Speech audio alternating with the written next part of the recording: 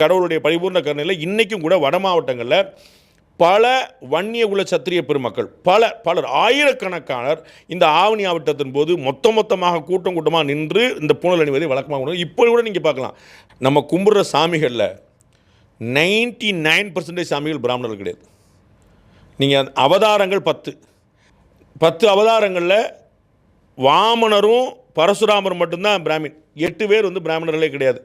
அதில் வாமனர் மட்டும்தான் கேரளா புண்ணியத்தில் கொஞ்சம் நினைவில் வைக்கப்பட்டிருக்கார். பரசுராமனுக்கு இங்கே நம்ம கும்பிட்ற பரம்பரையே தெரியல, நமக்கு புரிஞ்சுக்கணும்.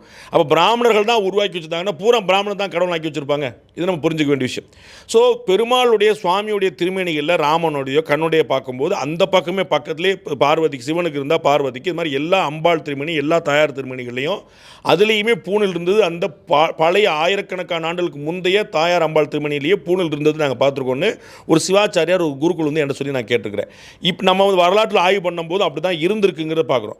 பிறகு பல காரணங்களுக்காக அந்த நடைமுறை அப்படியே காணாமல் போயிடுச்சு. அதில் ஒரு முற்போக்கு பிற்போக்குங்கிற சமாச்சாரம் கிடையாது. அவங்களுடைய கன்வீனியன்ஸாக இருக்கலாம், ஏற்கனவே ஆடை அழிகளாக இருக்கலாம், அவருடைய ஆடை உரிமைகளாக இருக்கும். அது எதனால் காணாமல் போச்சுன்னு தெரியல. பட் பெண்களுக்கும் அது இருந்ததுங்கிற கண்ணோட பார்க்குறோம். பெண்கள் தான் இந்த கலாச்சாரங்களை தூக்கி கடைசி வரைக்கும் பிடிச்சிருக்குங்கிற சந்தர்ப்பத்தில் இது எப்படி மிஸ் ஆச்சு, எங்கே கேப்பில் இருந்ததுன்னு எனக்கு தெரியல, என்னுடைய ஞானம் இல்லை. ஓகே, இந்த உபநயனம் அப்படின்னு பண்ணுறாங்கல்ல சார், அது அது ஒரு பாயாக இருக்கிறது ஒரு பிரம்மச்சாரியாக மாத்திர அந்த மாதிரி சடங்கா சார்? அப்போ தானே இந்த பூணூல் அணிவிக்கிற பழக்கம் வருது. அப்போ எல்லா ஜாதியினரும் அந்த உபநயனம் பண்ணி தான் இந்த பூணூல் அப்படிங்கிறத அணிஞ்சிக்கிறாங்களா? அதில் அந்த 3 இழை மட்டும் போடுறதுக்கான காரணம் என்ன சார்?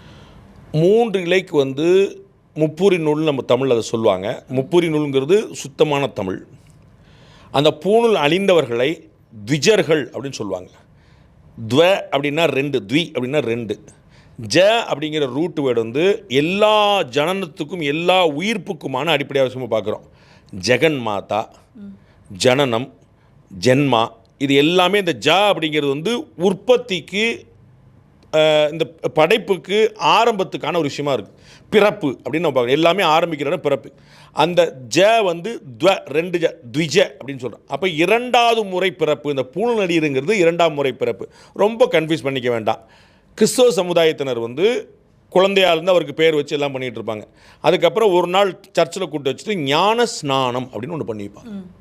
அதிலிருந்து அவர் பைபிளில் சில விஷயங்களை படித்து பராமரித்து அதை கடைபிடிக்கக்கூடியவராக மாறுகிறார் அப்படின்னு சொல்லிட்டு அதுக்கு பிறகு அவர் ஃப்ரெட்ரிக் தான் பேர் வச்சுருப்பாங்க. ஸோ அன்னைக்கு திடீர்னு பேர் மாத்திர விஷயம் இல்லை. ஆனால் அவர் சர்ச்சுக்கு கூட்டு வச்சுட்டு அவருக்கு பண்ணும்போது அதுக்கு ஞான ஸ்நானம் அப்படின்னு அது மாதிரி தான்.